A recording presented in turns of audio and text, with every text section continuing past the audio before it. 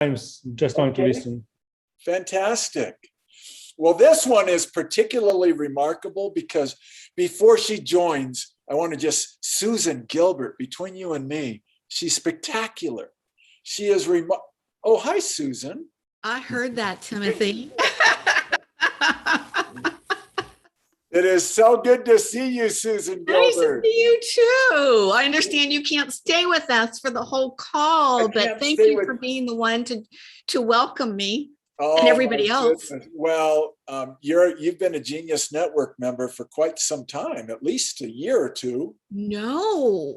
No, I just joined January of this year. It's almost a year. I met Joe way back in, I think, 2005, and I know so many Genius members from all my years in business that this year I'm like, wait a minute, why am I not in Genius Network? And so I joined. So that's probably why you thought you knew me longer than what you did from Genius. Well, I think, and I'm say this with all sincerity, you've made an impact on Genius Network, and you're like already like a fixture in the group. So we're delighted. We're delighted to have you. And you show up with those cool glasses all the time. Yeah, you know the background on that. Maybe I should keep it a secret. But I had cataract eye surgery in March, and I had such a hard time with the lights from the computer screens and the Zoom lights and everything blaring all the time that my doctor gave me these, and we thought it was going to be temporary. But now I'm so used to having them on that if I take them off, I start to cry. Like I have these tears that come down. So you're not going to want to see me cry today. So I'm wearing the glasses. You know, does it help a little bit, Susan, that they're really cool looking? I mean, does that help a little bit? I'm glad they're cool looking. I would be like really verklempt if I look terrible in them. You're wonderful. Well, thanks for being with us. Let's, you know what? I don't think we've ever met. Actually, Pat Snow, we've met you before, haven't we, Pat? I've been on this I Love Marketing Zoom calls before. Yeah, that's what I mean. Yeah. I'm not a Genius Network member yet. I'm in Montreal in Canada. Oh, Montreal. So I want you to know, Pat, that I celebrated Canadian Thanksgiving. Ooh. I live in Utah, but my wife and I celebrated because I was born in Alberta. So, so we get 2 Thanksgivings in my family. So anyway, Pat, it's nice to have you with us. Welcome from Montreal. I love these calls. They're just amazing, and you do a great job of hosting. Oh, thank you, Pat. Well, we have, you know, what's remarkable to me, and I don't say this lightly either, it's like what Joe Polish provides for free, you know, because this is his company. I'm part of his company, and Eunice is here, and Gina's here, and others are here. It's like, and then the Genius Network members who come and they're guests in here. It's just remarkable what Joe Polish gives. And of course, Dean Jackson as well, because he's part of this, a big part of this, particularly this year during Joe's sabbatical, right? Yeah, the 2 of you together make a great team, the hosts with the most, for sure. Well, thank you. Speaking of Genius Network members, oh my gosh, I've got 2 in a row here. Glyne, also known as Glyne. How are you this morning? I'm good. This afternoon. So, Glyne, also known as Glyne. Yeah, Glyne, known as Glyne. Now, Glyne's from Canada. And I am pronouncing her name correctly, even though it's spelled a little bit differently, because that's kind of an Irish or Scottish thing. Is that right, Glyne? It's Welsh. Mm-hmm. Well, yeah. You're in the vicinity. You're in the vicinity. I should say UK, you know. Yeah. Cover your bases. Glyne, it's so nice to see you. We saw you last week in a Genius Network meeting, and it's good to see you again. Welcome. I'm happy to be here. For all of you who have joined earlier, in 6 minutes, we're starting. So thank you for being with us. Now, another Genius Network member who is sensational. I'm hitting like sensational in a row. Donice, Dr. Donice Warden, how are you? There we go. if I could get to this, I'm all good. How was everybody else on your end, Tim? So good. So good. We're better now that you're with us. Well, So on my screen, I see 3 in a row, Genius Network members, Susan Gilbert, Gleim, and then Donice. That's really cool. And then I have right after them is the beautiful Dean Jackson. He is very beautiful. Let's just make sure that we're very clear on that, Dean. You know, Dean, you still haven't sold that horse, huh? No, he keeps selling them one after another. There's not just one horse for sale. And Dean muted himself because he's going to be speaking so much later. We didn't hear what he just said. I was trying to keep the horses down in the back. I got a whole warehouse of them in the back. We just sell them one at a time. That's right. Up to the front. That's all we need. There's something. We heard about the Porsches for sale, Uh-huh, the that's Genius right. Network. So That's you know how to exactly sell, right. that's for sure. Listen, I've got the great word pair for the day for everybody who comes a little early. You're Okay. coming early because you are, let's say you're bullish on the outcome of today's time that you're going to spend with us. Ooh. I heard a great provocative word pair. However bullish you are on the outcome of today's, you are insufficiently bullish. I love those words. That's such a great thought. Insufficiently bullish. I read it about somebody talking about NFTs and about the future of NFTs. And if you're bullish about the future 2030 of what NFTs are going to turn into, however bullish you are insufficiently bullish. Wow. So I think that's great. We've got a legend with us today. So this is going to be a fun opportunity. Absolutely. Let me see who else. So a lot of people have their cameras turned off, but if you're here early and would like to say hello, turn your camera on so we can see you. That would be wonderful. Schwa, I have a feeling, oh, Cecilia. See how quickly Cecilia responded? I like that. Cecilia, where are you joining us from? Unmute yourself, please. Hello from Barcelona, from Spain. Oh, beautiful. So in Yeah. Spain, do you speak Italian? No, I can understand Italian, but we talk Spanish. Or sometimes. I know that. I know that. I wouldn't ask if you spoke Spanish. I knew that. That's why I asked if you spoke Italian. Yeah, no, I cannot. No. I can understand, but I cannot speak. Okay. Yeah. Cecilia, Barcelona, it is Barcelona. nice to have. It's nice to have you with us. What time is it there in Spain? It's 8:30. Okay, good. It's early. It's Timing. still early. Good. No, That's funny. no, it's late. No, it's kind of late. It is past my bedtime. That's true. Yeah. Well, welcome, Cecilia. We're delighted Thank to you. have you. Charlie Smith, we're starting in 2 minutes, everybody, so hold tight. Charlie Smith, where are you joining us from? Mississippi. Oh, I love that. Yeah. Mississippi. How's the weather out there today? Oh, it's great. Great fall day. Beautiful. Oh, beautiful. Have you joined us before, Charlie? First time. Welcome. You are going to have your socks knocked off because Great. this is going to be a great session. Welcome. Great. Everybody's Thank you, got sir. Jackson State fever out there in Mississippi right now. Yeah, Coach Prime. that's right. Mm-hmm. Deion Sanders coaching up his Jackson State University. It's all Yeah. eyes on Mississippi right now. Yeah. Ooh. And I see a Genius Network member and an ELF coaching member. So Daniel Linares, how are you, sir? I'm good. I'm great. Happy to be here. I just noticed Dean's beard is gone. Changed from the It's last gone. time. It's just those bonsai trees when you like trim a bonsai all the way back Yep. to the root, but the surface is still there.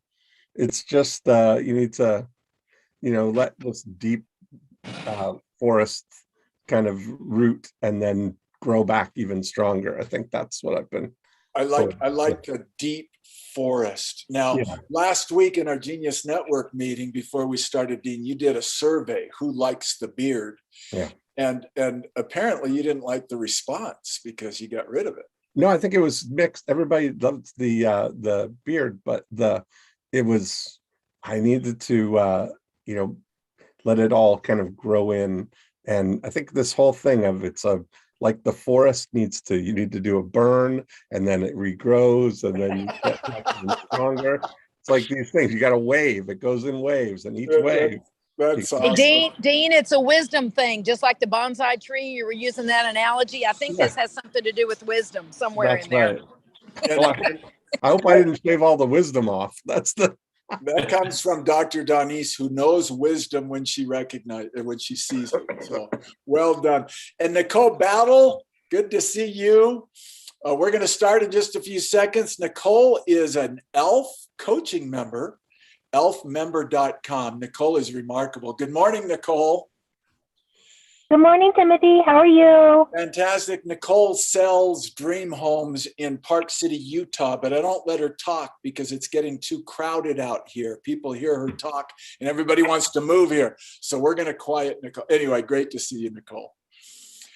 Okay, everyone. I am Timothy Paulson. I've worked with Joe Polish for 20 years. Here's Joe. He's on sabbatical, of course, this year, as we know.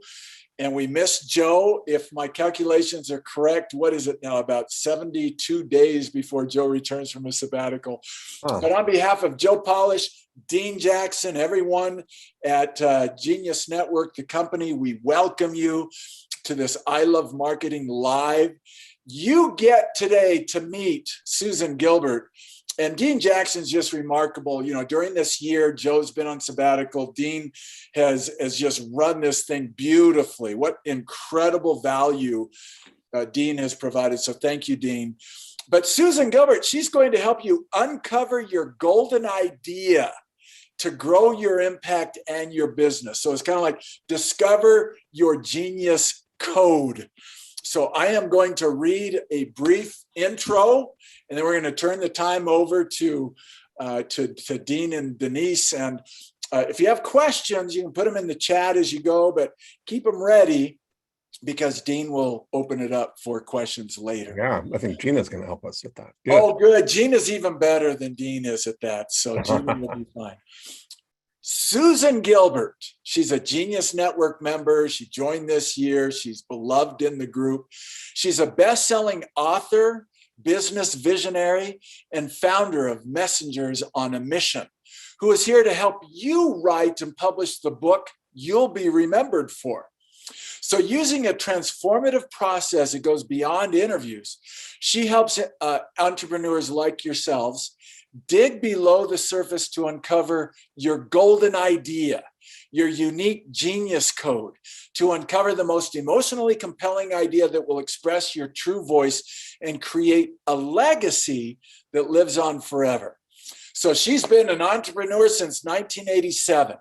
She has evolved years of traditional business experience into several cutting-edge projects, which include a 5-location coffee cafe chain in San Diego, California, which led to becoming a co-author of The Complete Idiot's Guide to Starting and Running a Coffee Bar. Over the last 15 years, she has helped hundreds of people, including an exclusive group of high-level entrepreneurs, leading psychologists, and business leaders to turn their unique message into a published book.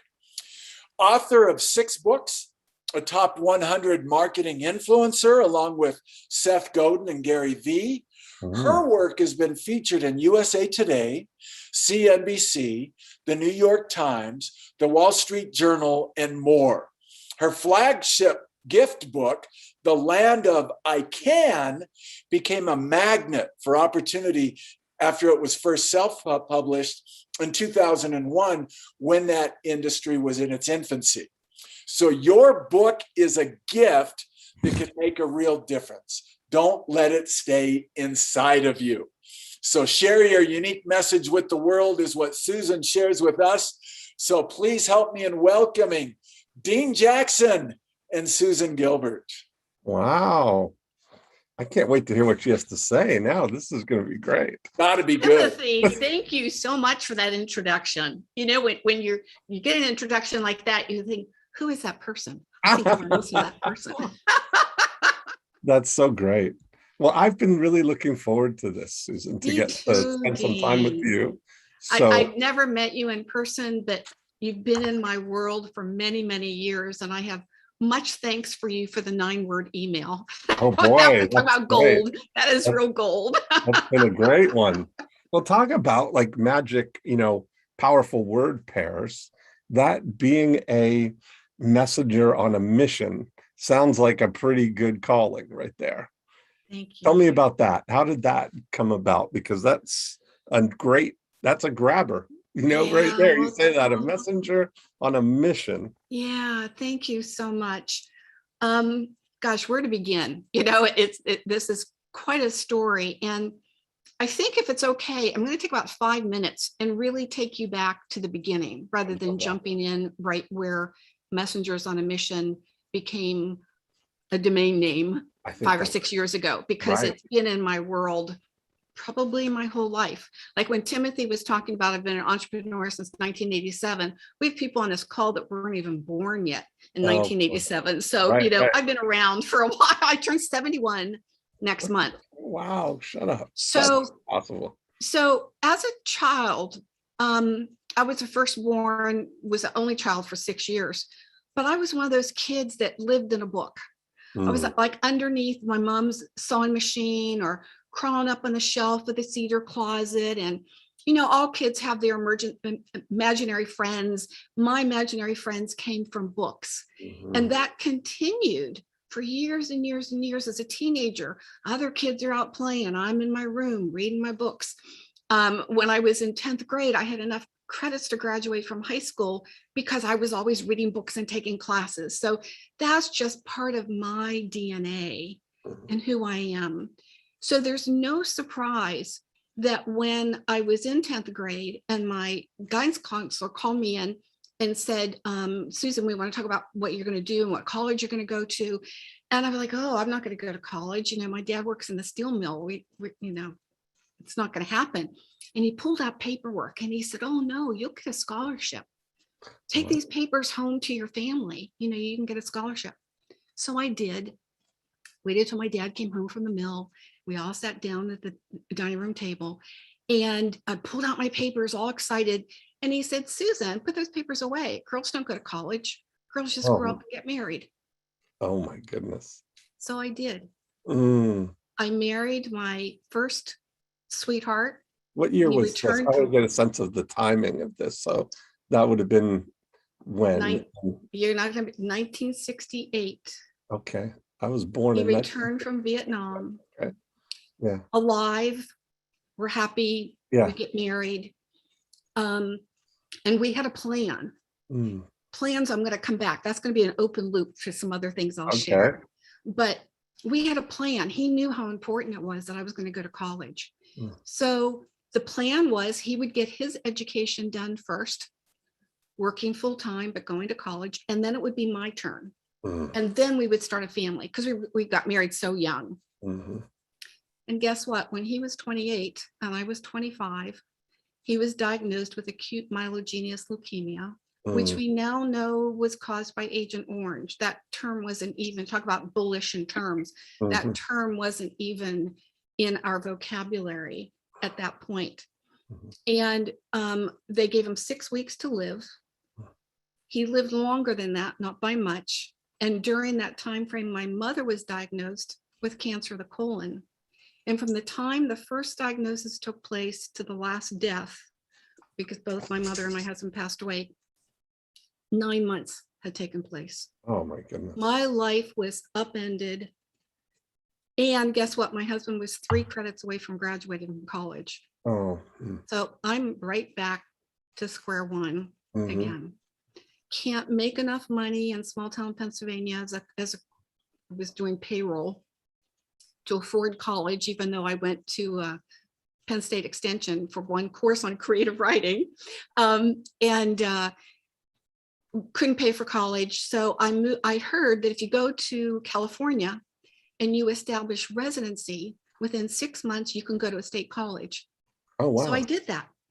What did I have to lose? Wow, that was all for free. You could go to a state college? Yes. So I moved from small town Pennsylvania went back to my maiden name, which is Gilbert. It's a lot easier than my married name, which was Grotenthaler, Oh my goodness. and started like wipe the slate clean. Yeah. I figured I'd tell my story when it was appropriate. And while I was establishing that residency, an opportunity, which you'll get a kick out of this one, Dean, an opportunity fell into my lap, but I don't think it was, I believe in divine guidance, which we'll get into. Placed into your lap. Yeah. But it fell into my lap, and guess Mhm. what it was?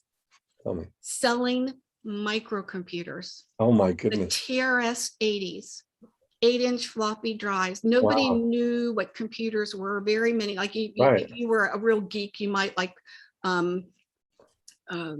Steve Jobs or, Yeah. you I know, remember those. That must have been like the in the 80s, right? it Then? was Yeah. 1979. Yeah. 1979. That was what we had in our computer lab. in Yes, school, right? yes.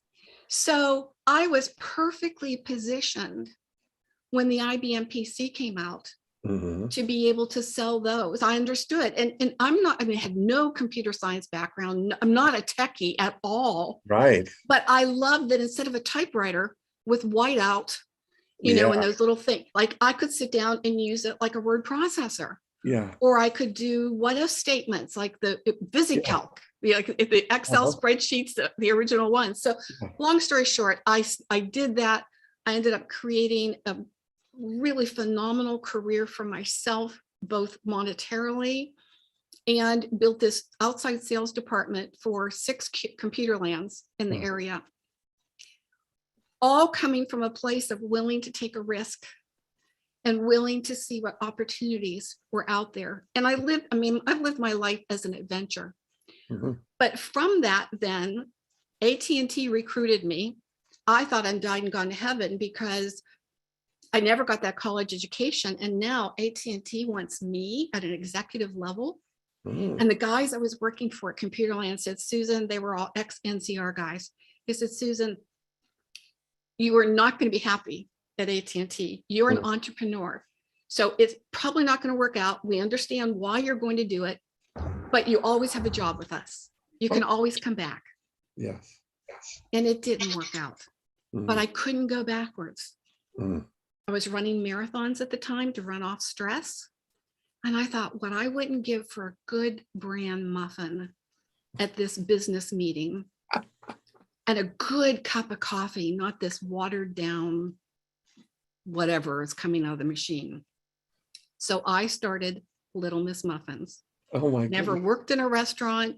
Again, didn't know what I was doing, but could see the opportunity with the very health-oriented people that were in San Diego. Mrs. Fields cookies were big at the time. So I was like the knockoff to Mrs. Fields cookies. Right. And about this point, when that one Part of location, San Diego were you it was in downtown. Oh, downtown. Absolutely. Okay. And Right. I was then selling as breakfast meeting platters, muffins to the same companies that I had sold hundreds of thousands of dollars of computer equipment to. Right. Yeah.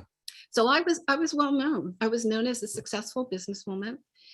And it was about this point, which is again an open loop. We're going to circle back to the beginning, where people would say, Susan, how did you do all this? Right. You should write a book. Mm. And I'm thinking, mid-90s, who wants to read a book by Susan Gilbert? It was before self-publishing. It was when books were done by celebrities or, you know, politicians. But I hired a writing coach and I started writing, and I wrote my autobiography. It was never published. Didn't like it. Rewrote it as a fiction book in the first person with conversation. Yes. Didn't like it. Didn't do anything with it. And then I went to the Awakened World Conference in Palm Springs in 1999. If anyone here knows who Dr. Michael Beckwith is, and Gene Houston and Barbara Marks Hubbard, you can imagine it's a pretty small group, less than 100 people, the energy that was in that room. And when I drove back to San Diego from Palm Springs, I had these words bouncing around inside my head. Got home, wrote them down, and it became, that's a bigger story another time, but that became the land of I can. An because I adventure. looked up on my bookshelf and I saw all the books that I treasured, Yes. books that were hundreds of years old. Yes. And I thought, this is a message that will live long beyond me. And so I made it with a hardback, cloth covered, embossed dust jacket, something that was a gift that people would give to other people and they would treasure. And you know what happened, Dean, and everybody else that's listening, because this is really the point of the story, is that I had a hard time calling myself an author. Even though I was doing book signings and readings at Barnes and Noble and the different bookstores that were prevalent at that time, because I thought that message just dropped in. So I put a little sticky pad up on my computer screen. It said, I received a message. I'm willing to deliver this message. I am willing to be a messenger to the message. Now, it took how many years before it became apparent to me, because other people would come to me and say, how did you do that? How did you have this huge success, which I did with the book? It was #1 on Amazon overall, Dean. Of course, this That's is when amazing. Amazon, That was the Land of I Can. the Land of I Can was #1. And it was because some really big names got behind me. Neil Donald Walsh of Conversations with God, Robert Allen, No Money Down, Mark Victor Hansen. They loved the message. They loved the energy that I had to get the message out. They got behind me, and then people wanted to know how I did that. So I started working online, which is how I met so many people from the Genius Network, how I met Joe many years ago at an internet marketing conference. And then there came a point where my shift went from marketing online, although that never went away, to me really helping the people who have that message inside themselves that they want to get out in a really big way. And many of the people are highly successful in one industry. Yes. And yet it's like they climbed that mountain, but it's not the right mountain anymore. And it isn't that the mountain changed, it's that they've changed. And now they have a bigger cause. They have a better idea of what a bigger reach. For reach. sure. When you look at this, I think that the first time I think I heard your name, or when I remember back then, this was a real phenomenon, what was going on. And around that time, like you were saying, there wasn't really this whole self-publishing and publishing online, and ebooks especially was such a thing. And I had written a book called Stop Your Divorce back in 1998 with a gentleman, Homer McDonald, who had spent 45 years, his whole life, doing nothing but saving marriages in San Antonio, Texas. Wow. And we wrote that book, and it became a phenomenon online. It was an amazing thing. It was one of the first sort of books about something other than how to make money selling books online, right? Like your book was exactly in that same thing, helping people. Yes. Right? But so many people, you think about, like Homer had all that knowledge inside of him, limited to the people who happen to live in Bexar County, Texas, who may have come through one of his clinics. But when we were able to package and publish all of that knowledge, that message of how to stop your divorce, we were able to help, tens of thousands of people all over the world with that message. Yes. And so it's an interesting, and so many of these things, I had no experience or anything to do with marriage. I wasn't even married at the time, but I was a marketer, and I knew that was a message that could be very helpful in the world.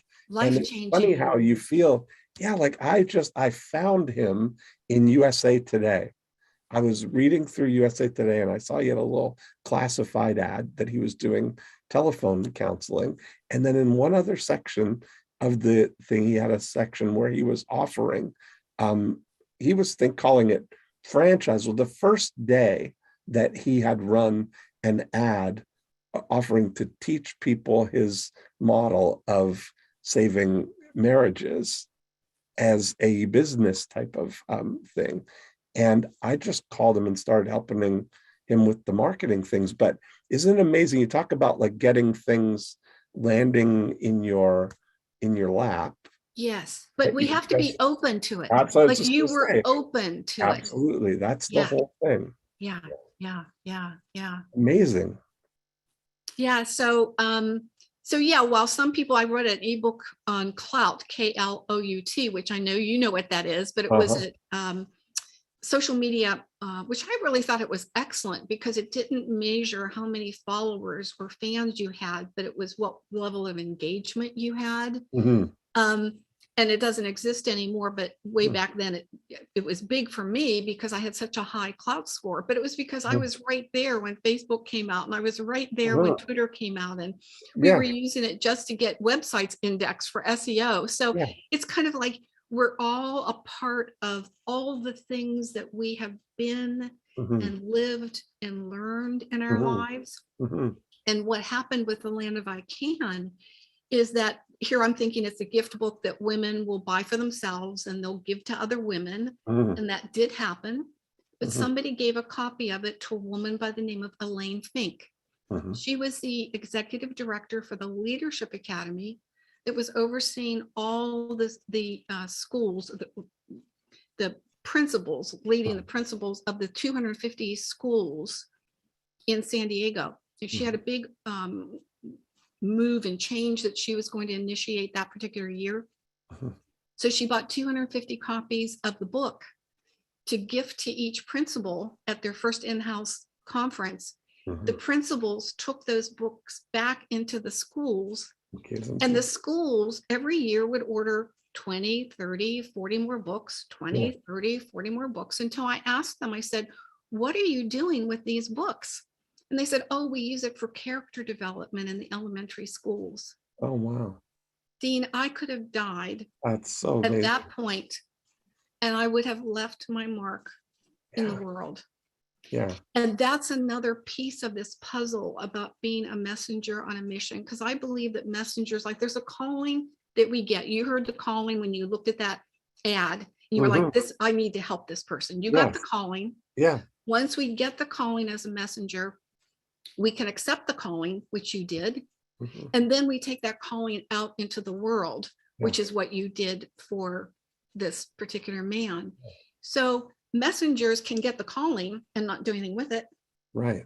Or they can get the calling and say, okay, I accept it, but not really take it out to the masses, because that's really what we want to do. We want to help as many people. We want to serve as many people as we can in the world. And when I think about what you were mentioning, how things have changed, when I had my muffin shops, I could only reach the number of people that could come into my shop. Right. And when I started to go to work online, I'm like, I can help anybody anywhere in the world. There are no boundaries anymore.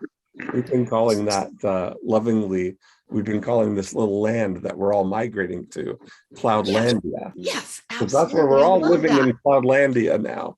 And everybody, I mean, you look at this, what I always love is looking at this. Sometimes if I go into gallery mode here, you can see all these people from all over. I mean, we're here wherever we are, but we've usually will have people, Susan, we'll have somebody in Hawaii who's there in the morning. We'll have somebody in Liechtenstein, all the way on the other side, of Europe there, and everywhere in between. We got the Netherlands, but in Cloudlandia, we're all everywhere all at once. Yes. We're all everywhere all at once. And everybody's got a one-to-one connection to everybody. And there's nobody stopping you from reaching anybody. I mean, it's just such an amazing thing. Even 20 years ago, we couldn't have dreamed that this was possible, Susan. Not at all. I mean, not at all. I mean, I just thought if you had a website, super cool. Who knew that was like just the tip of the iceberg? So how long was it then? And the same thing when I did Stop Your Divorce, it became very successful. People were watching what was happening. How long was it from there till you were being drawn into please tell us what you did. Show us how to do what you Yes. did there. Yeah, the book was published in the year 2000, The Land of I Can. We all know what happened shortly thereafter with September 11th. Mm-hmm. And interestingly, one of the chapters, the last, where there's the land of apathy, the Mm-hmm. land of fear, the land of sorrow, and the land of ashes before we arrive at the land of I Can. Mm-hmm. We can skip any of those lands.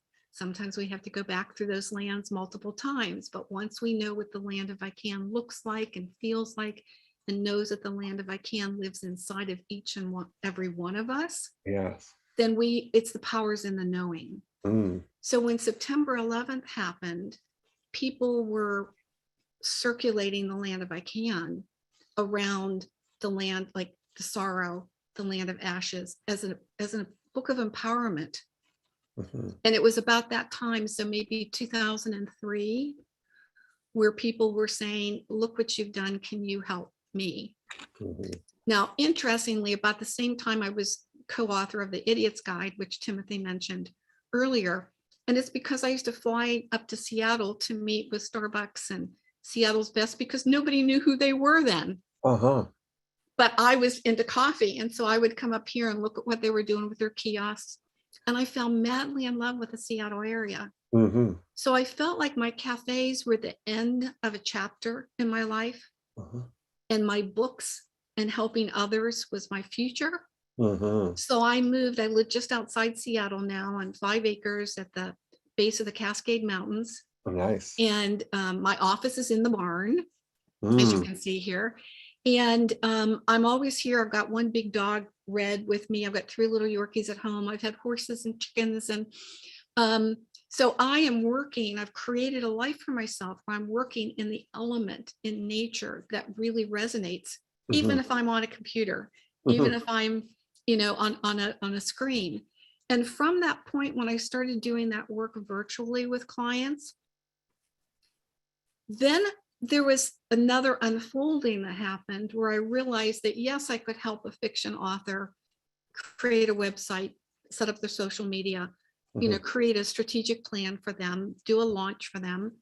But the people that I really, really resonated, that I did my very best work with, were people who were already very successful and either wanted to take that existing success out in a really big way because they were in their 50s or 60s, or they were people, like I mentioned earlier, like they'd reached the top of a mountain, but they changed and now they were looking for another mountain, another way to be able to use that. And that's when Messengers on a Mission was formed.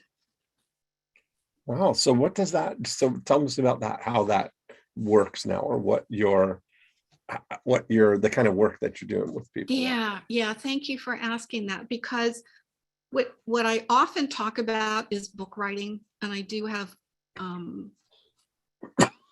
coaching, both one-on-one and group for that. The bigger picture for me is to tap into what I call the golden idea.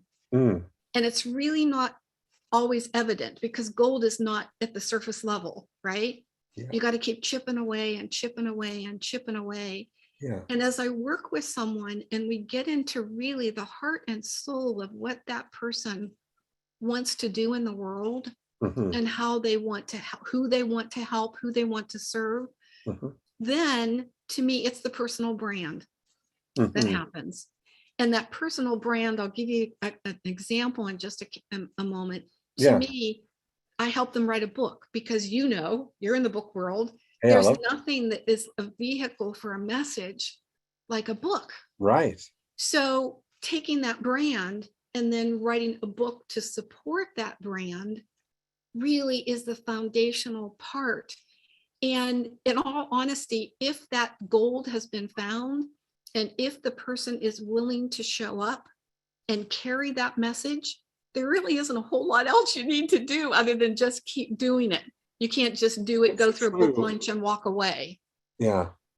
And that's true. Even if people don't read the book, the fact that you have it is almost like somebody just looking at your passport kind of thing. They're not really going to examine it, but to know that you've got it and to know that that's your identity kind of thing, Yes. the brand that you've wrapped Yes. around that. Yeah.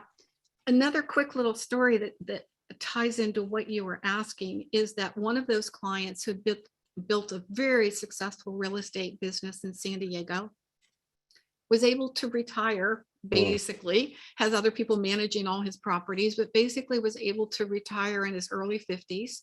Mhm. And I had coached him when I still lived in San Diego on another topic, but he flew up here for a VIP weekend and we talked about what did he want to be doing?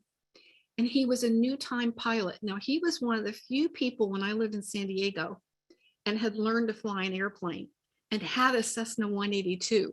He was one of the few people that would fly with me to like Palm Springs or Big Bear Mountain, because most people are done. They don't want to get in a plane with a low time pilot, especially if it's a Right. girl. Right. But in any event, he flew up here and he had just started to fly. He had the time and the money, because you need both Yeah. to be able to fly. And he was flying, though, way further than I ever did. Most new pilots, private pilots, stay in their tri-state area. Right. But he was flying to the Caribbean and up to Wow. Alaska.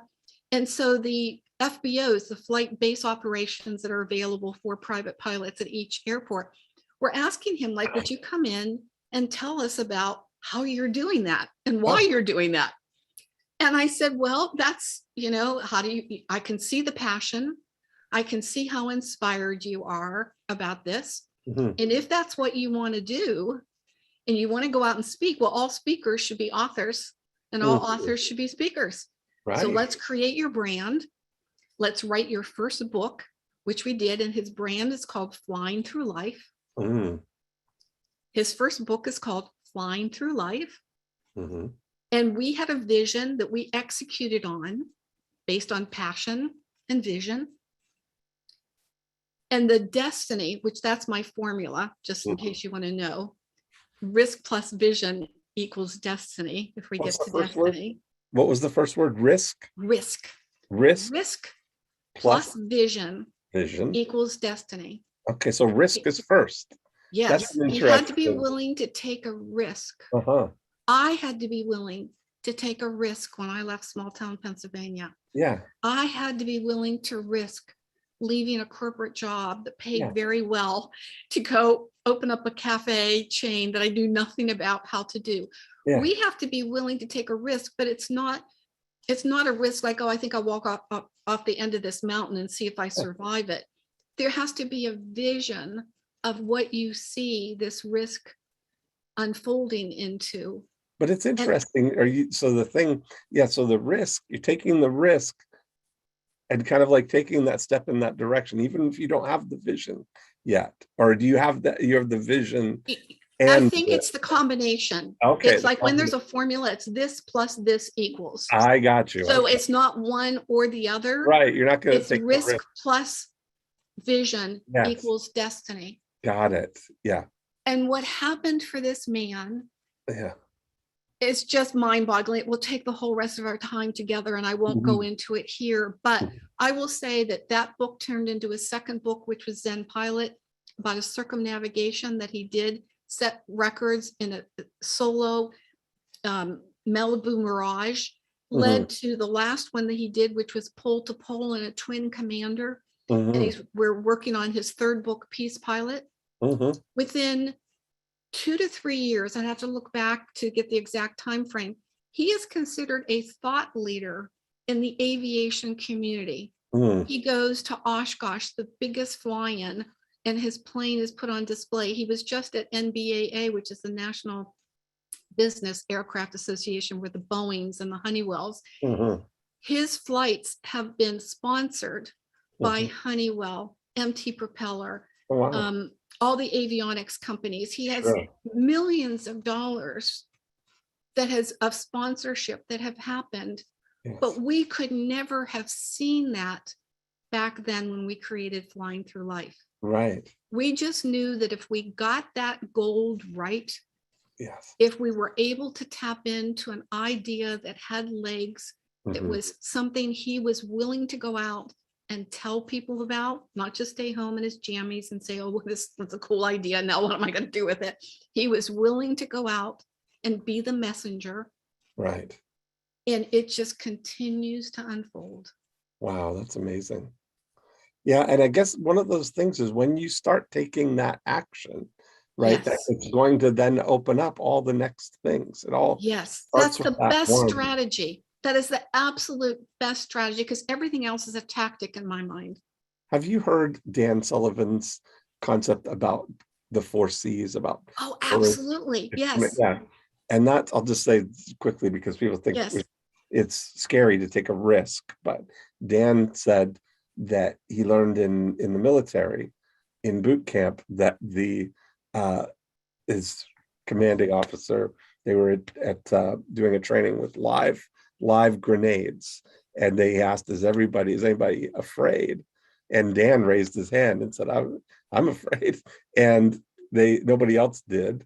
And the officer said, well, Dan's the only one who's telling the truth, and it's okay to be afraid. There's a difference between fear and courage. Fear is peeing your pants, and courage is doing what you need to do with wet pants. Absolutely. Yeah. I love that. I mean, look at, you see my lion behind me Yes. here? You can be a cowardly lion or you can be a courageous lion. Right. And anytime we move outside our comfort zone, Yeah. like the grenade, Yeah. we're going to feel fear. Right. And we need to call on the courage. Yes. So how do you start with somebody? What does it take to reinvent yourself as a visionary? How many people are, because I bet if we just were silent for a second, that if you just asked yourself the message that's been trying to come through you, I wonder if people have a sense of that there's a message that they've been getting the call, but not really taking it seriously, or wondering if that's the call, or what's your I experience? think it's all of the above, Dean. I think sometimes it's like the seed we were born with. Yeah. The seed in our heart. Yeah. And so not everybody is a messenger. Not everybody is called for that. But if you've got that feeling, sometimes you're spot on. And I'll tell you about a story about another client. You're spot on to what that is. And other times, like the client I just told you about, he didn't know.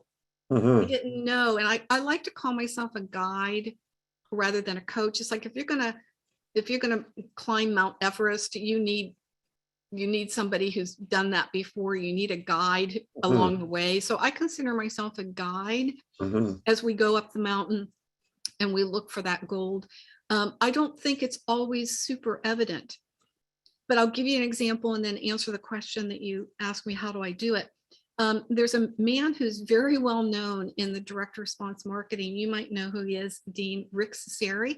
Of course. Yeah, he did the very first big infomercial with the George Foreman grill. But his background prior to that, where Sultan brought him in to take a look at this product and see, because he completely reinvented what that grill was and brought in the name and in a big marketing.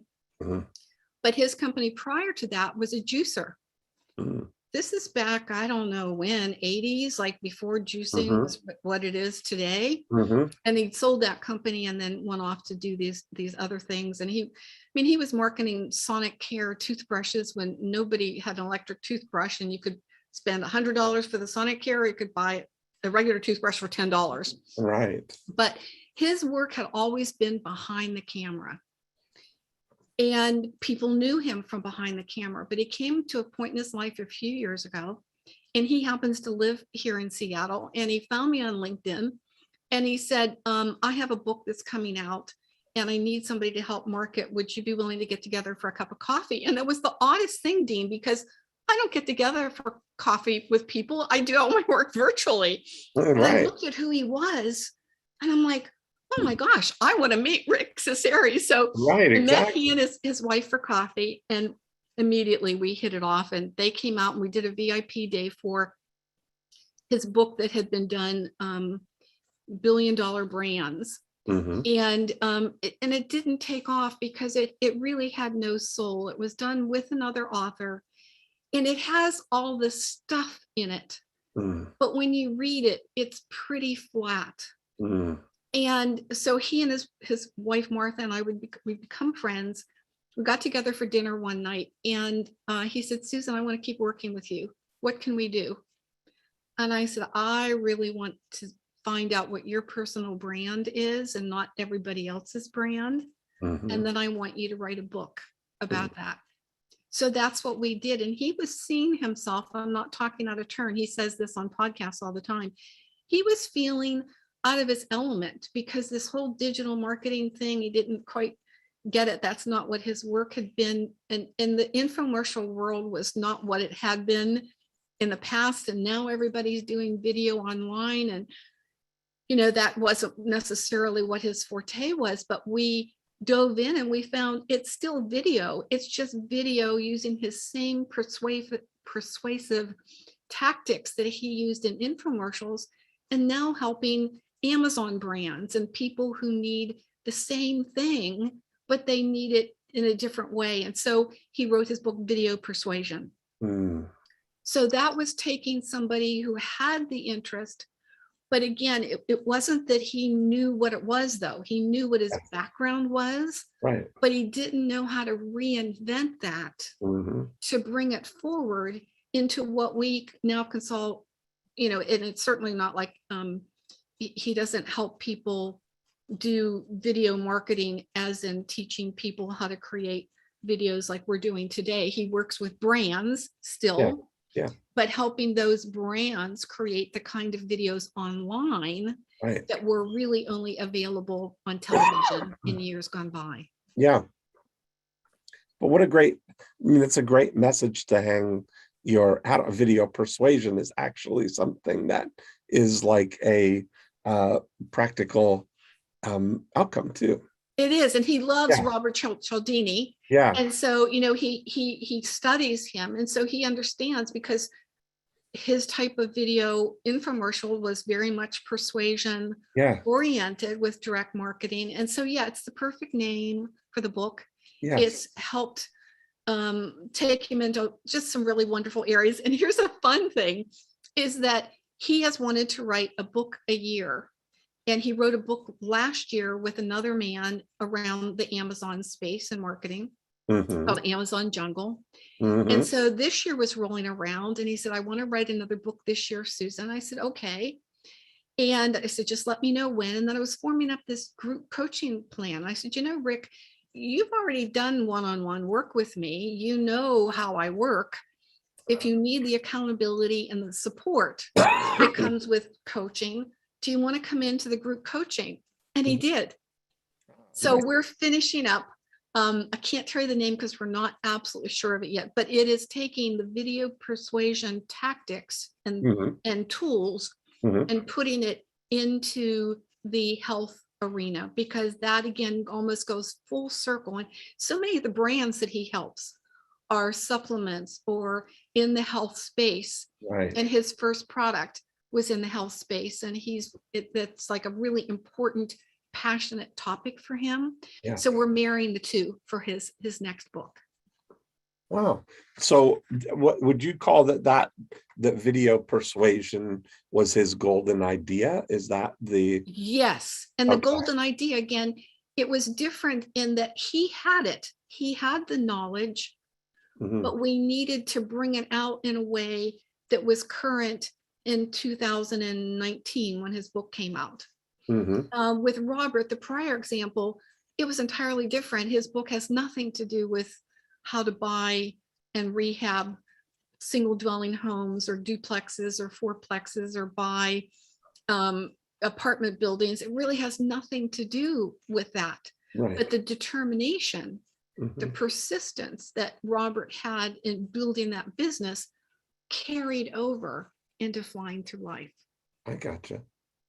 Wow. So how do you help take people through some exercise to find that, or to mine for that, I guess? Yes. Yeah. If they don't already know what that is, like, oh, I'm passionate about health and I want to write a book. Or What percentage of people come to you that they're seeking you out because they've gotten the call? Yes. And yes. they know what that is, or versus people who are I buy into this, but I don't know that I've gotten the call, or how can I know if I got the Yeah, call? yeah. Well, I work with both people. Sometimes they come to me with an idea, Mhm. and then the mining is what makes it unique, what Yeah. makes you different. Yeah. And we know what the message is. We know who the audience is that you want to reach, but Mhm. how do we bring more of you as Yeah. an individual into Right. this? Yeah. For other people, they don't know. They just Mhm. know that they were put on this earth to do more than what they've been doing, Mhm. and they want to make a difference. They want to Mhm. make a difference. They want to create a legacy. In both cases, to get to the real you, who we are, because the land of Icon, I mean, you heard my story. This Mhm. is in my DNA, the Mhm. land of Icon. So we want to get into the DNA of the person. Mhm. And it's always, what are you passionate about? I'm Mhm. passionate about animals. I'm Mhm. passionate about walking in the woods. I'm passionate about pushing my own barriers, Mhm. and trying to, okay, if I run a 10K, can I run a half marathon? Okay, if I do a half marathon, can I do a marathon?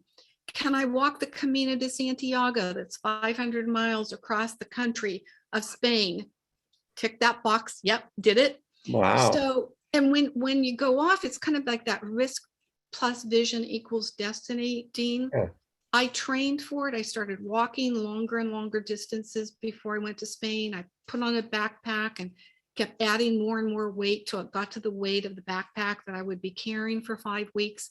Mm. And when I got on that plane and I had everything taken care of, I had somebody to come and house sit for my dogs, my chickens, my Yeah. horses. I had my admin people in place. I finished up everything with my coaching clients. So I had a 5-week window there, but I knew going over something could happen. Mm. I knew that I could have a knee that would go out, or, an Achilles heel that would get pulled. So we Mhm. don't know what the future is. We just know that we have to go into it with what the vision is that we have for it, that we've prepared for it, and we're going to take that risk to see if it turns out to be our destiny. Mm. So when I'm working with someone, that's what we're looking for. We're looking for something, it's like crystal. When you tap a crystal with a spoon Mm. or a knife and you hear that Yes. ching, it Yes. just has that crystal ring. It's not watered down. It's not a Right. clunk. It's not a thump. We just keep mining. Jerry Spence, I heard a great words about that. Jerry Spence calls that the thin clank of the counterfeit. That we can detect the thin clank of the counterfeit. But that, you're right, when you hit the crystal, it's just a beautiful, resonant, Yes. soulful ringing. Yeah. Because So we all have a frequency. We're Yeah. all vibrating at frequencies, whether it's low, medium, or high. And we're Mm. tapping into the frequency of that person to be able to see what is that message and how can we help the world with it. So I'm getting the feeling that the destiny isn't something that you've already determined and you're trying to get to it. The destiny is the reward for the journey of doing It's the unfolding. the risk and the It's risk the and unfolding. vision Yes. executed leads Yes. you to what your destiny is. Yeah. Yeah. And just like the 2 examples of clients, and I could go on and on, Mhm. with different people, but those are 2 great examples because they've both gone through the process. They both are doing their work in the world, but they came Yeah. at it from different spaces. But Yeah. I wrote a parable, which if anybody wants to download the parable, just go to messengersonamission.com. And the parable, when you start reading it, you're going to think it's a children's story. It's Mhm. not a children's story. Although we know in children's stories, things happen in pairs of 3. So there is something that happens within this parable Mhm. that isn't in threes. But at the very end of it, there is an unfolding. There's a change that happens for the main character in the parable. And that change is what I live for, Dean. There's a transformation that happens Yeah. with the person when I first start to work with them versus who they are when the book comes out Mm. because of that process. I wonder how many people feel like that. I'd love to see just in the comments here, maybe if you feel like you are getting a calling, or that you've had a calling, that you feel like there's something that you're being called for. Just a quick, yes, yes, yes, yep. I think that's an interesting, yeah. I think there's something like, if people are quiet with themselves, we all feel that it's there, yes, to make learning fun. Yes. Yeah, these are, yeah. It's And you're encouraging. right. Where I do it, like when I was walking on the Camino and I did it by myself, I didn't do it with a group of people. When I'm walking in the woods, I actually wrote a children's book for one of my clients while I was walking, because the ideas would just drop in. You know how it is when you're taking a shower. I Right. get great ideas in the shower. Yes. When we're quiet and we are tapped in to our inner knowing, that's where the genius code is. Do you know what's so sad now is how difficult it is to find those moments, because we are overtaken with our phones. I think about that. I've been thinking about that a lot since 2007, when the iPhone came out and we have the internet with us at all times. This migration to Cloudlandia is, comes with it, that's our passport to Cloudlandia. We are existing in this Cloudlandia through the portal of our iPhone. And it's so difficult to put that down and draw ourselves away from it. Yes. We don't have any moments of silence. We're filling those moments with TikTok and with, things that are, no matter what, if you've got 5 minutes for something, it's filled with, there's never an opportunity to be bored. There's never an opportunity where your attention But isn't is that not 100% engaged outward. just like BJ Fogg from Yeah. Genius and Forming Good Habits? I think it is within us to set boundaries. Yeah. It is within us to say, for the next hour, I'm not going to pick up this phone. Yes. For the next hour, I'm I going to dare go you to take try a hot that. shower. How many people have tried that even today and said to themselves, I'm just going to put it down for an hour? I'm honestly saying to myself, I'm hyper vigilant when things like this are going. I know the value of being quiet and being still. And I routinely block off 50-minute blocks where I am away from the phone. But if I ever thought of having a day or a morning without my phone, it almost like there's a voice inside of you. If I say I'm going to go to the cafe or I'm going to go out for a drive, my mind is saying, well, you should probably take your phone just in case, you need it or something happened. It's like for your personal safety, you'd want to. There's never a moment where we are off the grid. Is it, do you feel, and I'm speaking for myself as I'm hearing you talk, is it kind of like a fear of missing out, like fear of missing a phone call? I don't really care that I miss out. It's that I think that cellularly, that's the way we're just compulsively drawn to it, that these notifications, hear anything, we're so used to having a thought. I have a courtyard right outside here in my house. And when I go out there, what I do is I leave my phone in the house. Okay, that's by good. the front door, so I can go out there. I've got a separate timer out there, so I don't need to know, but I've made the decision that I'm going for 50 minutes to think, to journal, to. It's the only way I can get things done. But if I get 2 or 3 of those blocks during a day, that is a gold star day. Otherwise, it's very we're very like constantly drawn. But keep exercising that muscle. Yes, that's exactly. Keep exercising. I would think about Elko. I know he has a separate place where he goes to work and then he comes home to his family, and I need that. That's why I come to work at the barn. And then I go home.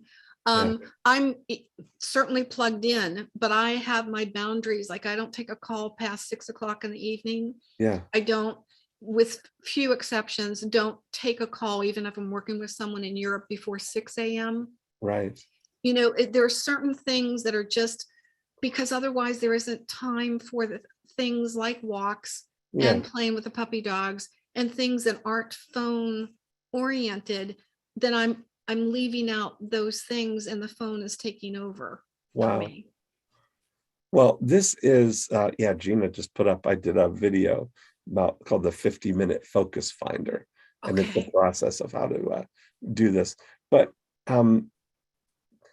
so I can't believe how fast time is flying here with us, Susan. But what would be, if you were to say like today, if we were to go now in a final stretch here, a little thing of what would be the message that you most want to get across today for people?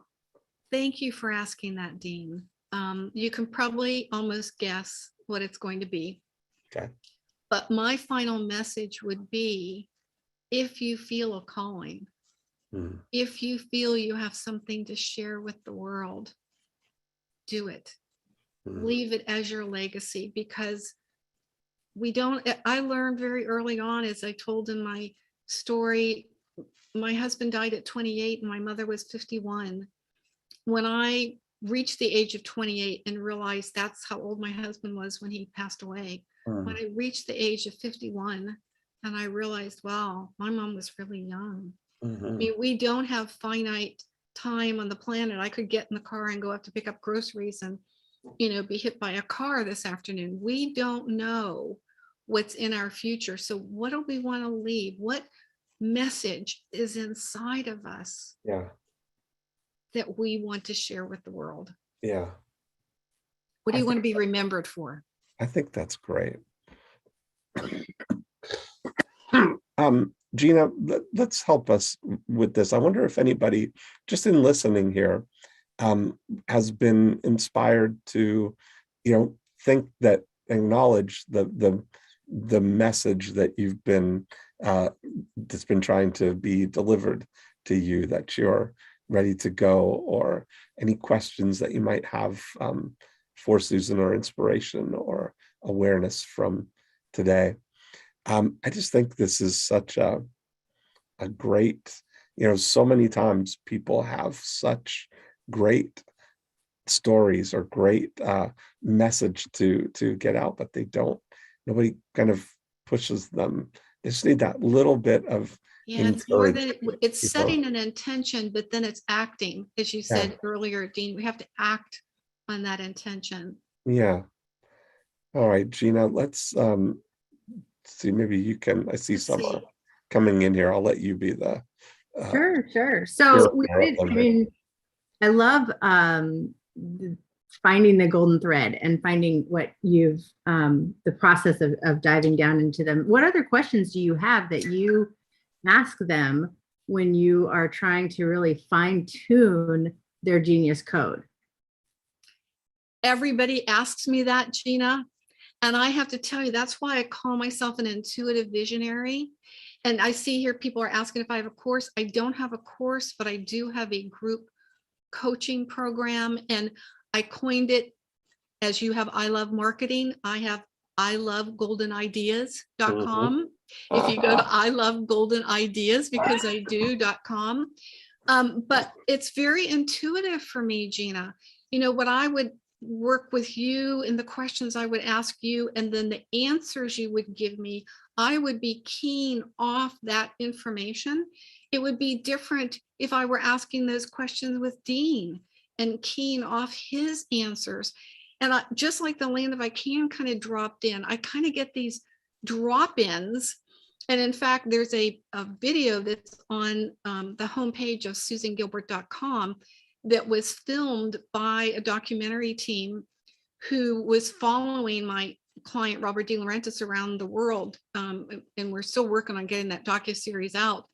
But my client said, he goes, I want to do a testimonial for you. But that testimonial turned out to be like a 10-minute video.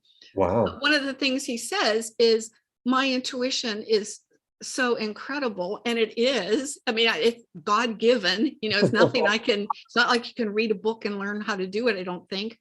but it's that combination of working with somebody and being in that moment with them that gets down to the golden idea. And it's why I never created a course, because quite frankly, I don't know how to do this without working with people. Mm. Cool, Yeah. cool. Well, I wonder if there's maybe someone that we could even take through live and have everyone learn and watch that process a little bit. But in the meantime, we have had a couple questions, kind of more technical questions, like, do you have them do an ebook or a paperback or a hardcover? When I'm working with someone, it always comes down to who are they trying to reach and what's the best medium for them. But the most common thing is to do a Kindle and a paperback. Mhm. And then my book is a hardback. If it's a legacy piece, then a hardback. It could be that it's more of a lead magnet, Dean. It could be that they just want to get that message out Oh, to you're their singing- audience. You're singing my song now. Yeah, I know. Sometimes it's a lead magnet, but the most common through the process is a Kindle and paperback. Mhm. Part of the thing, even when if you're going to, deliver a message, you're going to do that. Hopefully that what you're doing is you're building a community of people that resonate with this message. You're just the everybody. Messenger. You're the messenger. You're the messenger of it. Right, exactly. That when the message is received, so much, that's why I'm such a fan of, self-appointment is really the biggest thing that I think people have to overcome, is this idea that there's no grand committee waiting to appoint you to the position of messenger. It's a self-appointed role with a lifetime, lifetime term. There's no term limits. There's no limits on the number of people you can deliver your message to. You're 100% able to do it at your as big as you can do it. But the idea that even it's a living thing too. If you're a messenger, you've got to be open that the message is going to evolve and the message is going to take on a life of its own as other people get touched by it and inspired by it and are a factor of it. That, so that's why I would start with just the beginning. Somebody, I see Gina, someone's asking how short can a book be? They said, I just got Matt Basak's new book, 56 pages. Well, that's really, there's no limit. There's nothing. A book is gathering of information. The limit, I would say, in these days, is don't write a 500-page book. Turn that into 3 books. I think that's absolutely true. Yeah, the pilot's name is Robert De Laurentiis. And here's a funny thing. I had someone from Genius Network who contacted me. We jumped on a call to talk about his potential book. And lo and behold, that Genius Network member was up in Alaska when my client, Robert De Laurentiis, was coming back around and was headed back to San Diego. They met in a coffee shop, and he has a copy of his book. I mean, what are the chances? Wow, that's awesome. That would happen. I have somewhere in my thing here, it's out of my reach, but I use as an example the book Common Sense by Thomas Paine, which was the book that basically laid the whole foundation for the founding fathers when we did when we were building America, is 88 pages. There you go. And on the other end of that, the Communist Manifesto is 36 pages. And you look at 2 little books that did big ideas.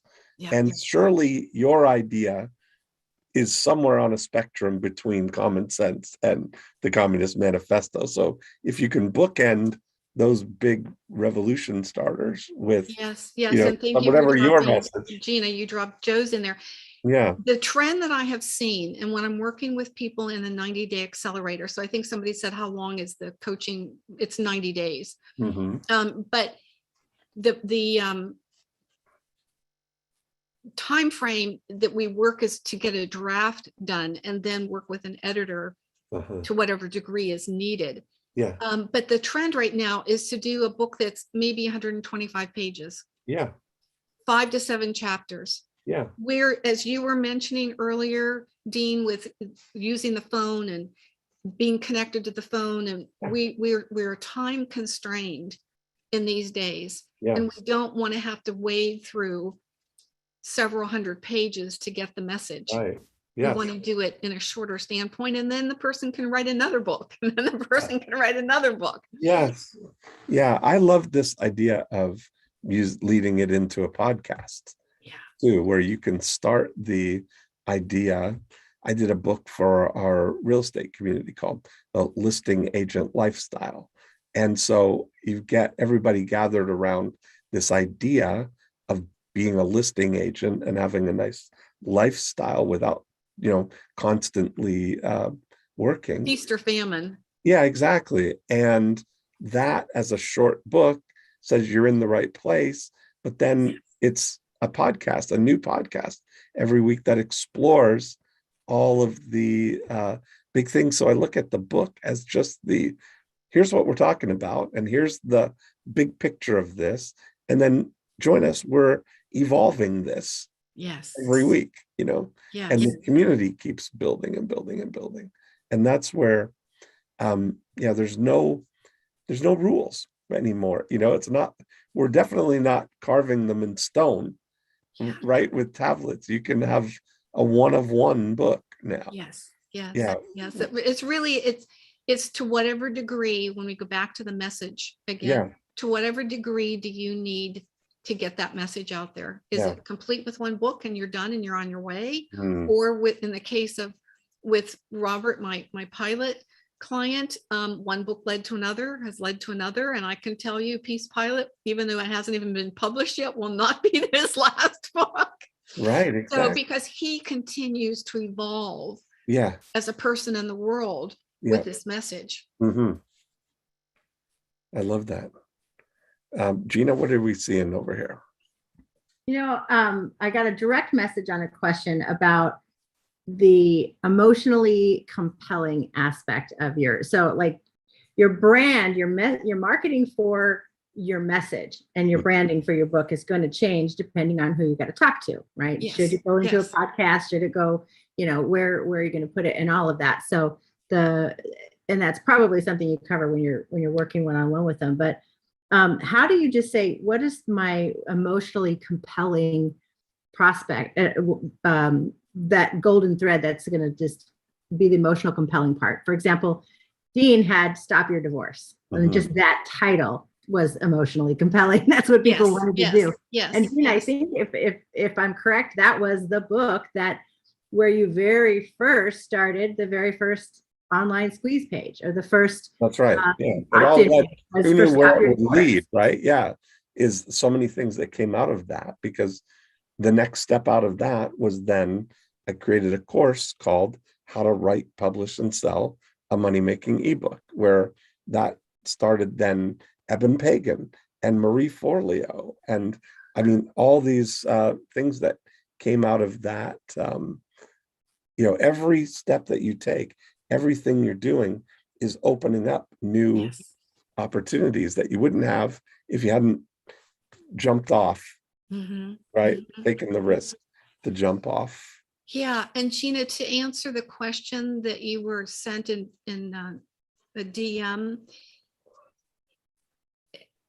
Dean will know this, Gina, anybody on here who has done any copywriting, we all know we have to know our avatar. And when we know who we're speaking to, we know what can be emotionally compelling. So it's, who do you serve? Who is it that you want to reach? What do they need? The answer will come from that. One of my clients, we just started to work together a few months ago, but we only came up with this a couple of weeks ago. So it's taken a few months of doing that, looking at her avatar. What's her stake in the ground? What does she want to stand for? What does she want to be known for? She's somebody who has come from, I don't know, I'm going to take a guess, she's in her 50s. And which again is kind of an interesting thing because that's kind of like the age 50s, 60s, 70s is when people come to me. But she had a lot of trauma. She came from an alcoholic mother, alcoholic father, physical abuse, because that felt normal. That's what she married, you know. So all of these things, all this trauma work that she began 20 years ago to work on herself. And as she began to work on herself, she didn't realize that what she was doing for herself wasn't what everybody did for themselves. And so she can actually go in, kind of like a Carolyn Mace does the medical intuitive work. She can go inside somebody and see where the trauma is, either from this lifetime, often it's from a child, but not always, could be an ancestor, could be past life. And we just, all of a sudden it hit us, even though we're doing all this stuff around trauma. And, you know, there's trauma is a big word right now. So we know that there's a big market for that. So that's kind of like the emotional piece of this. But what we realized is she is a trauma intuitive. So we went over to Google on a coaching call and said, please let trauma intuitive be available. And it was traumaintuitive.com. So even though we're still working on and naming the book, it is that mining process to get down to what is the work that you really do and who are you really helping and what will be emotionally compelling to that avatar, to that person who you were trying to reach. So Gina, it's going to be different for everybody. I had a really great, like a way to get this kind of feeling when you're writing or when you're, however you're doing, when you're outlining, doing that. A great way to start is when you get a chapter, you're going to start a chapter to at the top of the page, really picture a real person that this avatar is, have a name for them, and start out the chapter, Dear Susan. And then write like you were writing it to explain it the best that you can to Susan, and then finish the chapter and cut off the Dear Susan part. Yeah. And it reads I like couldn't you've written agree it to one. more. Yeah. So many people, I will say, write the book you wish you would have had 20 years ago. Yeah. What book did you want to read to help you through what you have learned? And that's exactly what you just said, Dean. Yeah. It's so great. That's awesome. I did get another question of the intuitive trauma healer. I mean, I think you said Carolyn Mace is the MD. What's the name of the coach? It's Veronica Paris. Veronica Paris is the woman's name. And if you type traumaintuitive.com into your browser, it forwards to her website. Oh, nice. Cool. So yeah, writing it as a chapter, a letter to yourself, that's amazing. And the book you would want to have read 20 years ago or 40 years ago. Yes. Yeah. So Susan, what would be your call to action for people here? What should we I think the call to action, Gina, I think you have dropped in what my book accelerator link is, but the call to action is go to Messengers on a Mission and download the parable. You know, you're going to get a real sense of what that imaginary, because it's an imaginary, a parable is. Yes. It's a story with a lesson. We learn through stories, and the parable is the way Jesus did his work in the world was with parables. So it'll give you a taste of what that looks like. And it also at the end has how you can reach me. I love that. Well, this has been delightful.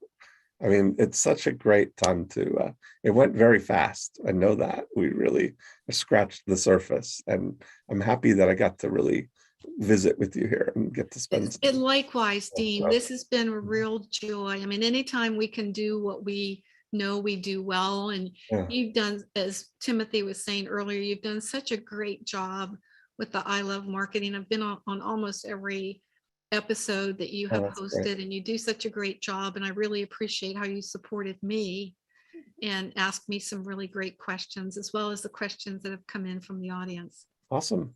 Well, hopefully we'll get to see you at a Genius Network meeting soon. I'll For be your there annual virtually. event, Yeah, I know. I'm not Yeah. going to be at the annual. November 4th and 5th for the I Genius know. Network annual What a event. nice segue, Gina.